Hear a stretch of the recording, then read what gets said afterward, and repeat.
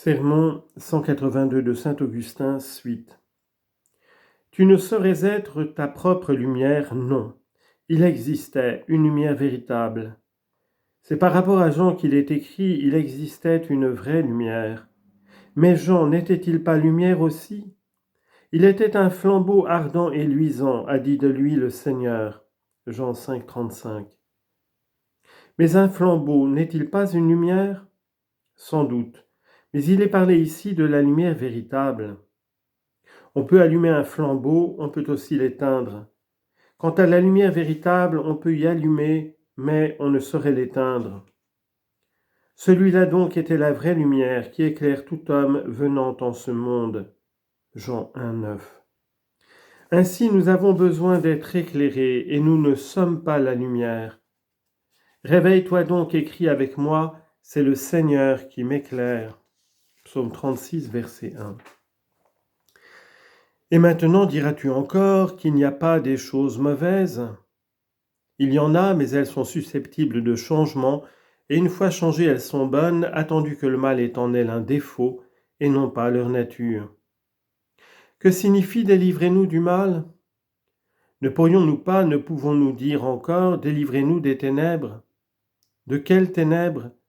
De nous-mêmes, s'il y reste encore quelques traces d'erreur, et jusqu'à ce que nous ne soyons plus que lumière, ne ressentant plus rien d'opposé à la charité, d'opposé à la vérité, rien qui soit sujet à la faiblesse, rien qui fléchisse sous le poids de la mortalité. Ah, quelle transformation totale lorsque ce corps corruptible sera revêtu d'incorruptibilité, lorsque ce corps mortel se revêtira d'immortalité. Alors s'accomplira cette parole de l'Écriture, la mort est anéantie dans sa victoire.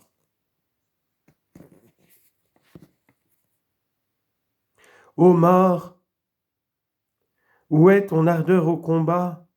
Ô mort, où est ton aiguillon? Cet aiguillon de la mort, c'est le péché. 1 Corinthiens 15, versets 53 à 56. Où donc alors sera le mal? Quels sont maintenant les maux de l'humanité? L'ignorance et la faiblesse. Car on ne sait ce qu'on fait, et l'erreur fait pécher, ou on sait ce qu'on doit faire, et on est vaincu par la faiblesse. D'où il suit que tous les maux de l'humanité consistent dans l'ignorance et la faiblesse. Pour combattre l'ignorance, écris-toi, le Seigneur est ma lumière, et pour combattre la faiblesse, il est aussi mon salut. Psaume 31, verset 1. Aie la foi, travaille à devenir bon et tu le seras, si mauvais que tu sois aujourd'hui. Point de scission. C'est ta nature qu'il faut guérir et non diviser. Veux-tu savoir ce que tu es? Ténèbres. Pourquoi ténèbres? Ah, mon ami, se peut-il rien de plus ténébreux qu'un homme qui prétend que Dieu est corruptible? Crois donc, reconnais que le Christ est venu s'incarner, qu'il a pris ce qu'il n'était pas sans rien perdre de ce qu'il était, qu'il a élevé l'homme jusqu'à lui sans confondre sa nature avec la nature de l'homme. Reconnais cela, et de pervers tu deviendras bon, de ténèbres, lumière. Est-ce une assertion fausse, et n'y a-t-il pas de quoi te convaincre? Tu reconnais l'autorité de l'apôtre, à moins toutefois que tu ne manques de sincérité. Tu lis donc l'apôtre, de plus tu es trompé et tu trompes aussi. Comment es-tu trompé? En t'égarant pour ton malheur. Crois-tu ensuite et dissipes-tu cette erreur? L'apôtre te dira, autrefois vous étiez ténèbres, vous êtes maintenant lumière. Lumière, dit-il, mais dans le Seigneur. Éphésiens 5, 8. Réduit à toi, tu es donc ténèbres et lumière avec le Seigneur. Incapable de t'éclairer toi-même, tu t'éclaires en approchant de lui, comme tu redeviens ténèbres en le quittant. N'étant pas ta lumière, tu la reçois d'ailleurs. Approchez-vous de lui et soyez éclairés.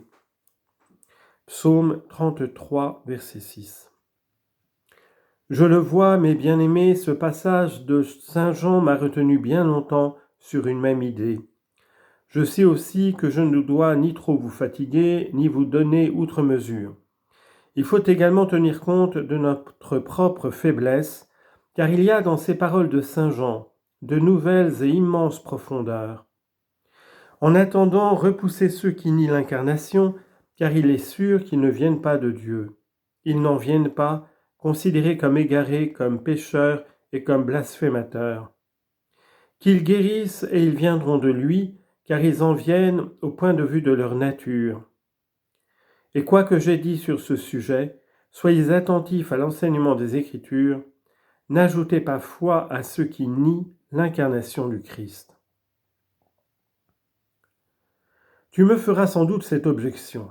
Quoi ? On vient de Dieu quand on reconnaît l'incarnation du Christ ?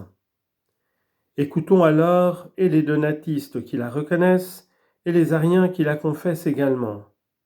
Écoutons aussi soit les eunomiens, soit les photiniens qui professent cette croyance. Si tous les esprits qui admettent publiquement l'incarnation viennent de Dieu, combien il y en a pour admettre d'hérésies menteuses, séductrices et insensées ? À cela, que répondre ? Comment résoudre cette difficulté ? Quelle qu'en doive être la solution, elle ne peut se donner aujourd'hui. Je vous la dois et exigez-la, mais en même temps implorez le secours de Dieu et pour vous et pour moi. Tournons-nous avec un cœur pur vers le Seigneur.